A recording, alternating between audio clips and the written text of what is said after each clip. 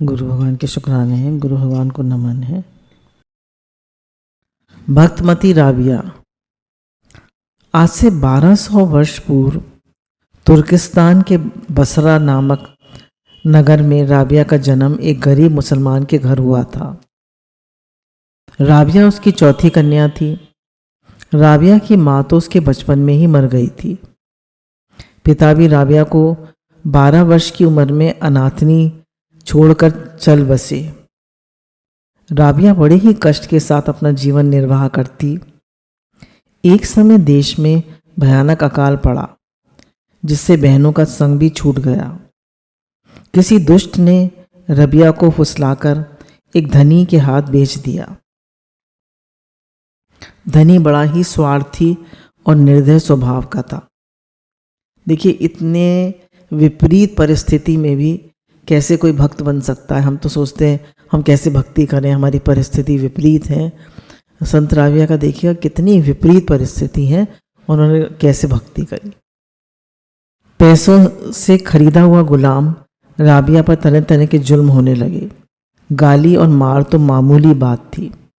राबिया कष्ट से पीड़ित होकर अकेले में ईश्वर के सामने रो रो कर चुपचाप अपना दुखड़ा सुनाया करती। जगत में एक ईश्वर के सिवा उसे सांत्वना देने वाला कोई नहीं था। गरीब अनाथ, उस अनाथ नाथ के अतिरिक्त और होता ही कौन है। तो गरीब का कौन होता है? भगवान के अलावा कौन है उसका? तो जो गरीब होता है, दुखी होता है, अनाथ होता है, उसका भगवान के अलावा और कोई नहीं होता। और भगवान तो सबके हैं। सब मम प्रिय सब मम उपजाए। हम उन्हें याद तो करें, हम उन्हें पुकारें तो। मालिक के जुल्म से घबराकर उससे पिंड छुड़ाने के लिए राबिया एक दिन छिपकर भाग निकली, परंतु ईश्वर का विधान कुछ और ही था। थोड़ी दूर जाते ही वे ठोकर खाकर गिर पड़ी, जिससे उसका दाहिना हाथ टूट गया। हड्डी टूट गई हाथ की, या टूट गया मतलब चोट लग गई। विपत्ति पर नई विपत्ति आई। अमावस्या की घोर निशा के बाद ही शुक्ल पक्ष का अरुणोदय होता है। अगर जीवन में दुखी दुख आ रहे हैं, परेशानी आ रही है, तो घबराना नहीं चाहिए, क्योंकि दुख के बाद ही सुख आता है। जब इंसान बहुत दुखी होता है तो सिर्फ भगवान को पुकारता है, सिर्फ भगवान का सहारा देखता है, और उसे कोई सहारा दिखता ही नहीं है। और कौन है बताइए इस जगत में? भगवान के अलावा हमारा कौन है जो हमें इस दर्द से, दुख से ऊपर उठा सकता है, हमारे कष्ट दूर कर सकता है? कोई नहीं है, कोई नहीं। मेरे तो गिरधर गोपाल, दूसरों ना कोई। विपत्ति की सीमा होने पर ही सुख के दिन लौटा करते हैं। राबिया इस नई विपत्ति से विचलित होकर रो पड़ी और उसने दीनों के एकमात्र बंधु भगवान की शरण लेकर कहा, ए मेरे मेहरबान मालिक, मैं बिना माँ बाप की अनाथ लड़की जन्म से ही दुखों में पड़ी हुई हूँ। दिन रात यहाँ कैद की तरह मरती पचती किसी कदर की जिंदगी बिता रही थी। रहा सा हाथ था, वो भी टूट गया। क्या तुम मुझ पर खुश नहीं होगे? कहो मेरे मालिक, तुम मुझसे क्यों नाराज हो? राबिया की कातरवाणी गगन मंडल को भेद कर उस अलौकिक लोक में पहुंच भगवान के दिव्य श्रवणेंद्रियों में प्रवेश कर हृदय में जा पहुंची। राबिया के ने दिव्य स्वर में सुना, मानो भगवान स्वयं कह रहे हो। अब उसकी जो बात थी वो भगवान तक पहुंच गई। जब कोई बहुत दुखी होता है, परेशान होता है और भगवान को पुकारता है, तो भगवान जरूर सुनते हैं। तो कभी दुखों से घबराना नहीं चाहिए, क्योंकि दुख जो है वो भगवान के मालिक के करीब ले जाते, प्रभु के करीब ले जाते हैं। एक आदमी सुखी सुखों में पला होता है तो उसके अंदर सहन शक्ति होती नहीं है, सहनशीलता होती नहीं है। और जो दुखों में पला बड़ा हुआ होता है वो बहुत सहनशील होता है। एक लाड़ प्यार के बच्चे को देख लीजिए, एक स्ट्रिक्ट डिसिप्लिन और खूब मेहनत कराई गई हो घर में, उस बच्चे को देख लीजिए, दोनों में बहुत फर्क होगा। भगवान की उसको आवाज सुनाई पड़ी, बेटी चिंता ना कर, तेरे सारे संकट शीघ्र ही दूर हो जाएंगे। तेरी महिमा पृथ्वी भर में छा जाएगी। देवता भी तेरा आदर करेंगे। सच्ची करुण प्रार्थना का उत्तर तत्काल ही मिला करता है। इस दिव्य वाणी को सुनकर राबिया का हृदय आनंद से उछल पड़ा। उसको सब ओर उम्मीद और हिम्मत आ गई। उसने सोचा, प्रभु मुझ पर प्रसन्न है और अपनी दया का दान दे रहे हैं। तब कष्टों की कोमल कुसुमों के स्पर्श की भांति हर्ष उत्फुल्ल हृदय से सहन कर लेना कौन बड़ी बात है। राबिया अपने हाथ की चोट के दर्द को भूलकर प्रसन्नचित्त से मालिक के घर लौट आई। पर आज से उसका जीवन पलट गया। कामकाज करते हुए भी उसका ध्यान प्रभु के चरणों में रहने लगा। जैसे गुरु हमें बार बार बता रहे हैं, सब काम भगवान के लिए करो। काम करते हुए भी एक ध्यान भगवान के चरणों में लगा के रखो। वह रातों रात जगकर प्रार्थना करने लगी। भजन के प्रभाव से उसका तेज बढ़ गया। एक दिन आधी रात के समय रबिया अपने एकांत कोठरी में बैठी घुटने के टेके करुण स्वर से प्रार्थना कर रही थी। भगवत प्रेरणा से उसी समय उसके मालिक की भी नींद टूटी। उसने बड़ी मीठी करुण उत्पादक आवाज़ सुनी और वे तुरंत उठकर अंदाज लगा राबिया की कोठरी के दरवाजे पर आ गया। पर्दे की ओट में उसने देखा कोठरी में अलौकिक प्रकाश छाया हुआ है। वो सब राबिया का तेज था। राबिया अनिमेष नेत्रों से बैठी विनय कर रही है। उसने राबिया के शब्द सुने, ए मेरे मालिक, मैं अब सिर्फ तेरा ही हुक्म उठाना चाहती हूँ, लेकिन क्या करूँ? जितना चाहती हूँ उतना हो नहीं पाता। मैं खरीदी हुई गुलाम हूँ। मुझे गुलामी से फुर्सत ही कहाँ मिलती है। दीन दुनिया के मालिक ने राबिया की प्रार्थना सुन ली और उसी की प्रेरणा से राबिया के मालिक का मन उसी क्षण पलट गया। देखिए, मन पलटने में देर नहीं लगती, पर क्या करना पड़ता है? भगवान से बात करनी पड़ती है और दिल की सच्ची चाह चाहिए। वह राबिया की तेज पुंजमयी मुंजल मूर्ति देख उसकी भक्ति करुणापूर्ण प्रार्थना सुन चकित हो गया। वह धीरे धीरे राबिया के समीप आ गया। उसने देखा राबिया भक्ति भाव से पूर्ण मुखमंडल और चमकीले ललाट पर दिव्य ज्योति छाई हुई है। उसी स्वर्गीय ज्योति से मानो सारे घर में उजियारा हो रहा है। इस दृश्य को देख के वह भय और आश्चर्य में डूब गया। उसने सोचा कि ऐसे पवित्र और पूजनीय देवी को गुलामी में रखकर मैंने बड़ा ही अन्याय, बड़ा ही पाप किया है। ऐसी प्रभु की सेविका देवी की सेवा तो मुझको करनी चाहिए। राबिया के प्रति उसके मन में बड़ी भारी श्रद्धा उत्पन्न हो गई। भगवान कुछ भी करा सकते हैं। कहाँ तो वो ताने, गाली और थप्पड़ और मार खा लात घूसे खाती थी, और कहाँ श्रद्धा हो गई। भगवान कुछ भी करा सकते हैं। उसने विनीत भाव से कहा, देवी, मैं अब तक तुम्हें पहचान नहीं सका था। आज भगवत कृपा से मैंने तेरा प्रभाव जाना। अब तुझे मेरी सेवा नहीं करनी पड़ेगी, तो सुखपूर्वक मेरे घर में रहे, मैं ही तेरी सेवा करूंगा। राबिया ने कहा, स्वामिन, मैं आपके द्वारा सेवा कराना नहीं चाहती। आपने इतने दिनों तक मुझे घर में रखकर खाने को दिया, यही मुझ पर बड़ा उपकार है। अब आप दया करके मुझको दूसरी जगह चले जाने की स्वतंत्रता दे दें। मैं किसी निर्जन स्थान में जाकर आनंद से भगवान का भजन करूं। मालिक ने रबिया की बात मान ली। अब रबिया गुलामी से छूट अपना सारा समय भजन ध्यान में बताने लगी। देखिए, भजन का और भगवान से प्रेम का शौक होना चाहिए, तो भगवान ऐसे ही साधन बना देते हैं। अभी गुलाम के लिए भी साधन बना दिए। उसके हृदय में प्रेम सिंधु छलकने लगा। संसार की आसक्ति तो कहीं नामो निशान भी नहीं रहा। राबिया ने अपना जीवन संपूर्ण रूप से प्रेम में परमात्मा के चरणों में अर्पण कर दिया। राबिया के जीवन की कुछ उपदेशप्रद घटनाओं का मनन हम लोग करते हैं। एक बार राबिया उदास बैठी हुई थी। दर्शन के लिए आने वाले लोगों में से एक ने पूछा, आज आप उदास क्यों हैं?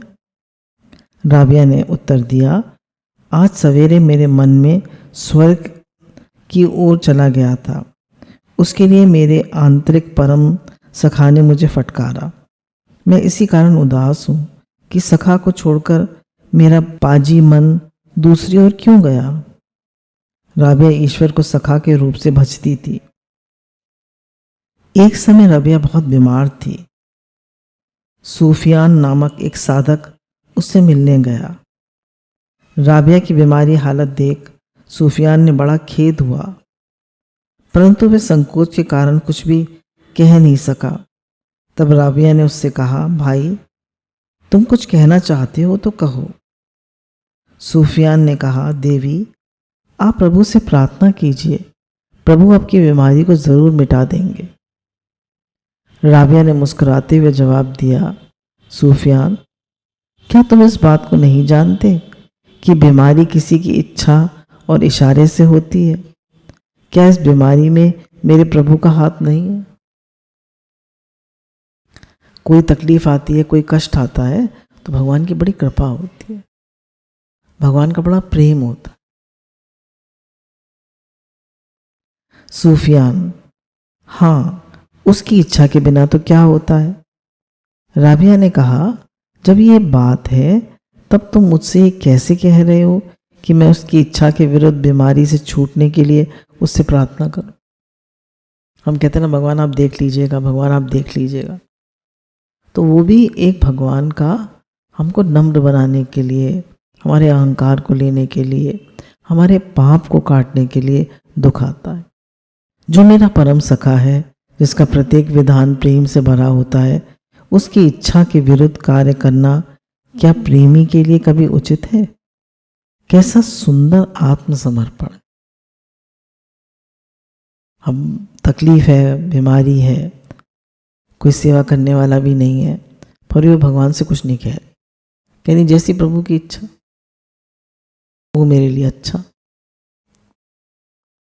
एक बार संत हुसैन बसरीन ने रबिया से पूछा, क्या विवाह करना चाहती हैं? रबिया ने जवाब दिया, विवाह शरीर से होता है, परंतु मेरा शरीर कहाँ है?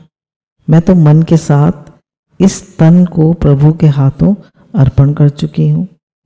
ये शरीर अब उसी के अधीन है, उसी के कार्य में लगा हुआ है। विवाह किसके साथ किस प्रकार करूं? जब तन मन भगवान को अर्पण हो गया तो विवाह किसके साथ करूं? भाई तन से और मन से तो विवाह होता है, अब तन मन तो प्रभु का हो गया, किसके साथ विवाह करूं? देखिए कितना सुंदर जवाब। राबिया ने अपना सब कुछ प्रभु को अर्पण कर दिया था। उसके समीप एक प्रभु के सिवा ऐसी कोई वस्तु नहीं थी जिसे वह मेरी कहती या समझती हो। एक बार हुसैन बसरीन ने पूछा, देवी आपने ऐसी ऊंची स्थिति किस तरह प्राप्त की? राबिया, जो कुछ मिला था सो सब खोकर उसे पाया। जिसको हम अपना कहते हैं, जिसको मेरा कहते हैं, मेरा घर, मेरा परिवार, मेरा मन, मेरा पैसा, मेरी मान इज्जत, मेरा ये वो सब खोकर मैंने प्रभु को पाया। मतलब सब कुछ समर्पित कर दिया। न मैं हूं न मेरा है, केवल भगवान है। सब भगवान को अर्पण कर दिया। खास करके अहंकार, जब अपने अहंकार को, अपनी मैं को भगवान के समर्पित कर देते हैं तो भगवान हमें मिलते हैं। भगवान ने कहा ना, हे अर्जुन तुम मेरी शरण में आ जा। मेरी शरण में क्या है? मैं भगवान का हूँ, भगवान मेरे। मतलब संसार से अलगाव कर लो। मैं संसार का नहीं हूँ और ना संसार मेरा है। ये तो सेवा के लिए मिला है, सेवा हो रही है।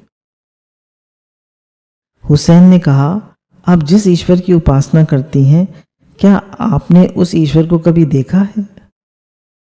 राबिया ने कहा, देखती नहीं तो पूजा कैसे करती? परंतु मेरे उस ईश्वर का वाणी से वर्णन नहीं हो सकता। वह माप तोल की चीज नहीं है। राबिया सबसे प्रेम करती, पापी तापी सब के साथ उसका दया का बर्ताव रहता। एक दिन एक मनुष्य ने राबिया से पूछा, आप पाप रूपी राक्षस को तो शत्रु ही समझती है ना? राबिया ने कहा, ईश्वर के प्रेम में छकी रहने के कारण मुझे न तो किसी से शत्रुता करनी पड़ी और न किसी से लड़ना ही पड़ा।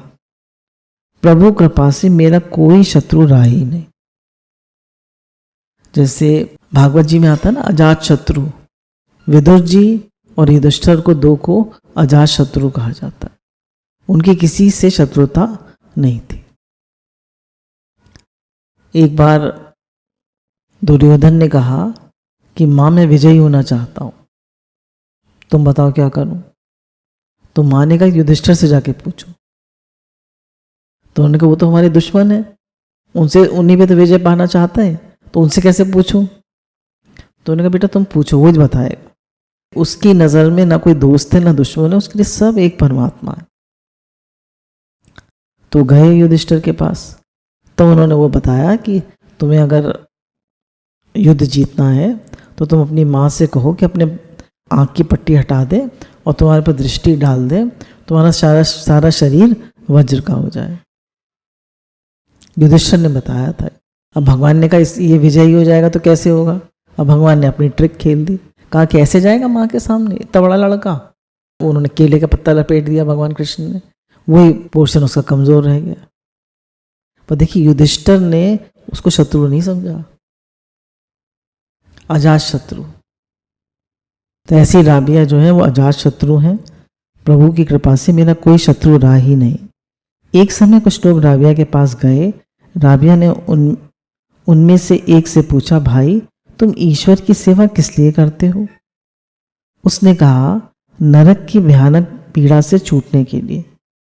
दूसरे से पूछने पर उसने कहा, स्वर्ग अत्यंत ही रमणीय स्थान है, वहाँ भांति भांति के भोग और असीम सुख हैं। उसी सुख को पाने के लिए मैं भगवान की भक्ति करता हूँ। राबिया ने कहा, बेसमझ भक्त ही भय और लोभ के कारण प्रभु की भक्ति किया करते हैं। न करने से तो ये भी अच्छा ही है, परंतु मान लो यदि स्वर्ग या नरक दोनों ही ना होते तो क्या तुम लोग प्रभु की भक्ति करते? सच्चे भक्त की ईश्वर भक्ति किसी भी लोक परलोक की प्राप्ति के लिए नहीं होती। वह तो अहेतु की हुआ करता है। कैसा आदर्श भक्ति निरूपण है। भक्त किसी इच्छा से नहीं बसता, सिर्फ प्रेम के लिए बसता है, उसे कुछ नहीं चाहिए। एक बार एक धनी मनुष्य ने रबिया को बहुत फटे पुराने चिथड़े पहने देखकर कहा, तपस्विनी यदि आपका इशारा हो तो आपकी इस दरिद्रता को दूर करने के लिए ये दास तैयार है। रबिया ने कहा, सांसारिक दरिद्रता के लिए किसी से कुछ भी मांगते हुए मुझे बड़ी शर्म मालूम होती है। जब ये सारा जगत मेरे प्रभु का ही राज्य है तब उसे छोड़कर मैं दूसरा किससे क्या मांगूं? मुझे जरूरत होगी तो अपने मालिक के हाथ से आप ही ले लूंगी। धन्य निर्भयता। एक समय एक मनुष्य रबिया के फटे फूटे लोटे और फटी गुदड़ी देखकर कहा, देवी मेरे अनेक धनियों से मित्रता है, आप आज्ञा करें तो आपके लिए जरूरी सामान ले आऊं। राबिया तुम बहुत गलती कर रही हो। वे कोई भी मेरे अन्नदाता नहीं है। जो यथार्थ जीवन दाता है वे क्या गरीबों के कारण गरीब को भूल गया है? और क्या धन के कारण ही वह धनवानों को याद रखता है? राबिया कभी कभी प्रेमावेश में बड़े जोर से पुकार उठती। लोग उससे पूछने लगे कि आपको कोई रोग है या दुख ना होने पर भी आप किस लिए चिल्ला उठती हैं?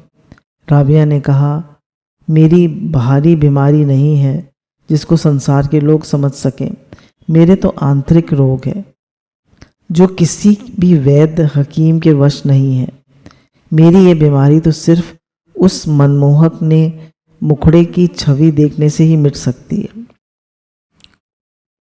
इतनी भगवान के लिए तड़प। राबिया का मन सदा सर्वथा प्रभु की उपासना में लगा रहता था। वह दिन रात प्रभु के चिंतन में अपना समय बिताती। एक बार राबिया ने प्रभु से प्रार्थना की, स्वामी, तू ही मेरा सब कुछ है, मैं तेरे सिवा और कुछ भी नहीं चाहती। हे प्रभु, यदि मैं नरक में के डर से तेरी पूजा करती हूँ तो मुझे नरक अग्नि में भस्म कर दे। यदि मैं स्वर्ग के लोभ से तेरी सेवा करती हूँ तो स्वर्ग के द्वार मेरे लिए सदा के लिए बंद कर दे। तेरे लिए तेरी पूजा करती हूँ तो अपना परम प्रकाश में सुंदर रूप दिखलाकर मुझे कृतार्थ कर। राबिया का शेष जीवन बहुत ही ऊंची अवस्था में बीता। वह चारों ओर अपने परम सखा असीम सौंदर्य को देख देख आनंद में डूबी रहती। एक दिन रात को जब चंद्रमा की चांदनी चारों छिटक रही थी, राबिया अपनी कुटिया के अंदर किसी दूसरी ही दिव्य सृष्टि की ज्योत्सना का आनंद लूट रही थी। इतने में एक परिचित स्त्री ने आकर ध्यान मगन राबिया को बाहर से पुकारा। राबिया! बाहर आकर देखा, कैसी खूबसूरत रात है। राबिया के हृदय में उस समय जगत का समस्त सौंदर्य, जिसकी एक बूंद के बराबर भी नहीं है, बड़ी सुंदरता का सागर उमड़ रहा था।